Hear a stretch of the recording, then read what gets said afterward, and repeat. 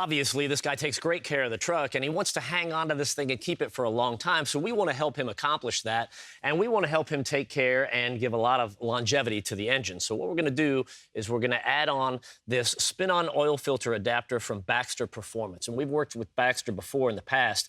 Great products, and it really solves a problem because this truck has the cartridge-style oil filter, and a lot of people don't like those. And the manufacturer, they were having so many issues with them that Toyota even quit making those cartridge-style filters. So you know it's bad when the manufacturer stops making it. So, but what we want to do is, well, this is the one we're going to use, and that will slide right down in there. We'll take that cartridge-style off.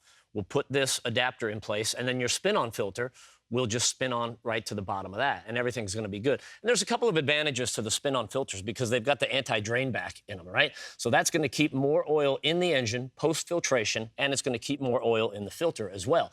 That way, I mean, here's how you think about it. All engines are going to dry start to some extent, but if you have all the oil where it needs to be, you're not cranking it over and running that engine for a couple of seconds dry while you're trying to get the oil around there. So it's going to help you build that oil pressure nice and fast, and that's good for your critical components. Now all we have to do is get underneath this thing and put it in place.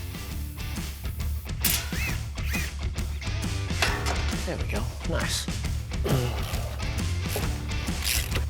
So when you go to install the adapter, you'll look down here and you'll notice there are 3 holes, right? 1, 2, and 3, 120 degrees each right there. So what we need to do, we're not gonna get it all in there yet with the O-rings and all that because we're just gonna put it in there and kind of test fit it to find out where this is gonna land. Then we can determine which 2 holes we're gonna plug and which one we're gonna put the Schrader valve into.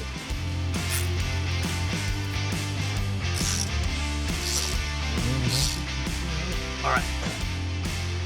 Oh, perfect. All right, so now logo's right out there, so that makes it nice and easy. So the hole to the right of the logo is where we're gonna put the valve, and we'll plug the other 2.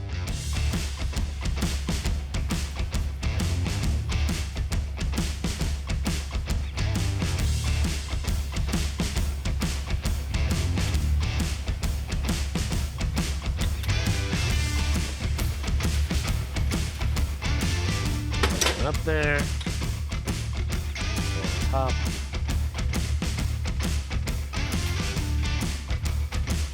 Cool.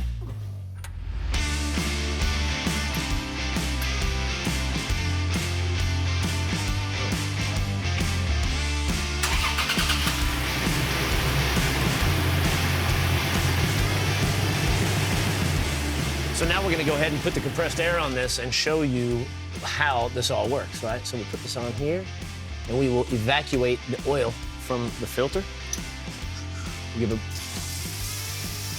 Oh, you can hear it. Yeah. Boom, boom, boom, boom, boom. Now, when you do this, one of the things I did before we put the air on this was we took the filler cap on the oil up there, and we took that cap off just that way. You know, it's just like a pressure release thing. Boom. All right. Now we can pull this filter off. Look at that. Oh. I'm not wearing it. It's all good. There we go. So we got the Tacoma all handled. The spin-on filter is in place, and we showed you how we can evacuate all of the oil out of the filter with that adapter. It's pretty cool. But let's say you have got a system that already has a spin-on filter, right? So you don't need the adapter. Well, another cool thing that the guys at Baxter Performance have got is this. It's called the EvacuFilter. Now, this is pretty cool. They've got them for different vehicles as well. But if you're going to run this back up, boom, that goes right in place. And then you just, spin your filter on and in place. Now you've got, as it sits there, an exposed Schrader valve right here, and you can put the compressed air to that, and it's bored through, and that will evacuate all the oil out of there. So from here on out, your oil changes are going to be nice and clean.